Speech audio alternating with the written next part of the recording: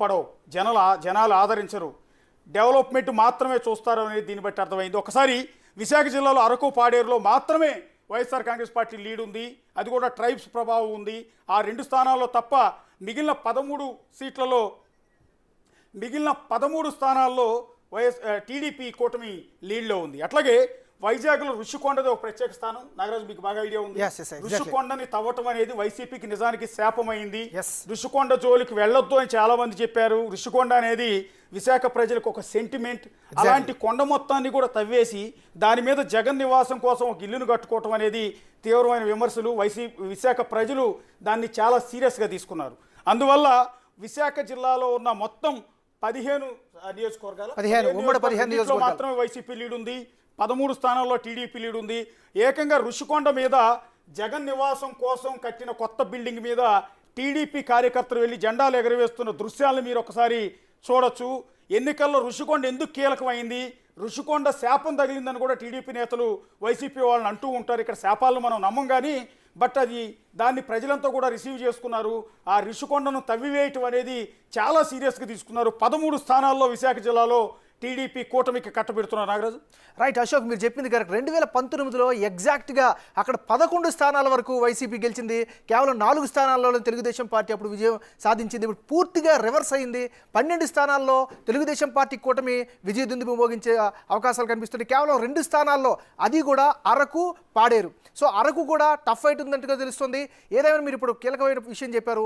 విశాఖ ప్రజలు ప్రశాంతతను కోరుకుంటారు, విశాఖ ప్రాంత ప్రజలు డెవలప్మెంట్ని కోరుకుంటారు. విశాఖ ప్రజలు ఎప్పుడు కూడా ఒక సామరస్యమైనటువంటి వాతావరణం. మీరు ఒకసారి విశాఖ ప్రజలు చాలా శాంత స్వభావాలు. నిజంగా ఉత్తరాంధ్ర మొత్తం శ్రీకాకుళం, విజయనగరం, విశాఖపట్నం 3 జిల్లాల ప్రజలు శాంత స్వభావాలు. కోస్తా రాయలసీమతో కంపేర్ చేస్తే వాళ్ళంతా చాలా ప్రశాంతతను కోరుకుంటారు. కానీ అలాంటి విశాఖ జిల్లాలో వైసీపీ నేత విజయసాయిరెడ్డి అక్కడ ఇన్ఛార్జిగా ప్రకటించిన తర్వాత అక్కడికి వెళ్ళిన సందర్భంలో ఆయన మీద అనేక వివాదాలు, ఒకటి భూ కబ్జాలు కావచ్చు, అక్కడ ఉన్న అనేక అలిగేషన్స్ ఆయన మీద రావటం.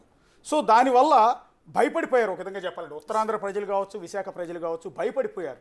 ఎక్కడెక్కడ వాళ్ళు వస్తూ ఉన్నారు, ఇక్కడ రాజధాని అంటూ ఉన్నారు, ఇక్కడ విజయసాయిరెడ్డి మీద వచ్చిన అలిగేషన్స్ కావచ్చు, భూ కబ్జాలు కావచ్చు, వీటన్నిటితో అక్కడ ప్రజలంతా కూడా భయపడిపోయారు, మార్పును కోరుకున్నారు. అందుకని వైసీపీని కాదని టీడీపీ కూటమికి 13 స్థానాల్లో కట్టబెట్టారు. ఇంకొకటి, ఇప్పుడు మనం విజువల్స్లో చూస్తున్నాం స్క్రీన్ మీద, ఒకసారి స్క్రీన్ మీద చూడండి. అది విశాఖ ఋషికొండ. ఆ ఋషికొండను తవ్వేసి అక్కడ బిల్డింగ్ కట్టడం అని. అంతకుముందు హరిత రిసార్ట్స్ ఉండేవి ప్రభుత్వం, అది కూడా చిన్నగా ఉండేది, పెద్ద నష్టం ఉండేది కాదు, అవి కూడా అందంగానే ఉండేవి. కానీ అలాంటి కొండ మొత్తాన్ని బోడుగుండు చెక్కినట్టు చెక్కేసి దాని మీద సీఎం కోసం విశాఖ రాజధానిగా మార్చిన తర్వాత సీఎం నివాసం ఉండటానికి, అది కూడా సీ వ్యూ అంటే సముద్రం ఎదురుగా కనిపించేలా ఋషికొండ మీద ఆయన ఒక పెద్ద రాజభవనాన్ని కట్టుకున్నారు. ఒక విధంగా చెప్పాలంటే ఒక పెద్ద ప్యాలెస్ని కట్టారు. ఆ ప్యాలెస్ని చూడటానికి కూడా మీడియా ప్రతినిధులు కావచ్చు, పొలిటికల్ పార్టీల నేతలు కావచ్చు, ఏ ఒక్కరూ ఇంతవరకు అడుగుపెట్టలా. ఈ రోజు వరకు ఎవ్వరు అడుగుపెట్టలా. కానీ కొద్దిసేపటి క్రితం ఎప్పుడైతే తెలుగుదేశం పార్టీ విజయం దిశగా దూసుకుపోతుందో అధికారులు అలౌ చేశారు. టీడీపీ కార్యకర్తలు అక్కడ ఋషికొండ మీద జగన్ కట్టుకున్న, తాను నివాసం ఉండటానికి కట్టుకున్న ఆ ఇంటి మీదకి ఎక్కి ఈ విధంగా పసుపు రంగుకు సంబంధించిన ఆ పొగొస్తుంది, దాన్ని వెలిగించడం కావచ్చు, టీడీపీ జెండాలను ఋషికొండ మీద ఎగరేయటం కావచ్చు, ఒక సంచలనం అని చెప్పాల్సి ఉంటుంది. సంకేతాన్ని ఇచ్చారు. అధికారులు టర్న్ అయిపోయారు.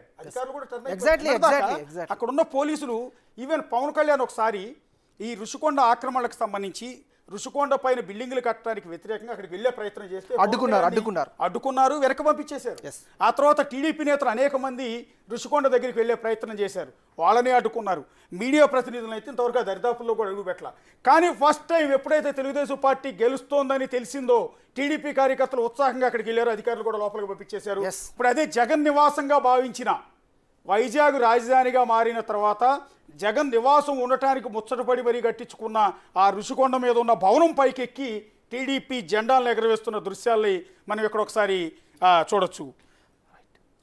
రైట్. ఇక ఆరా మస్తాన్కి సంబంధించినటువంటి ఒక అప్డేట్ చూద్దాం.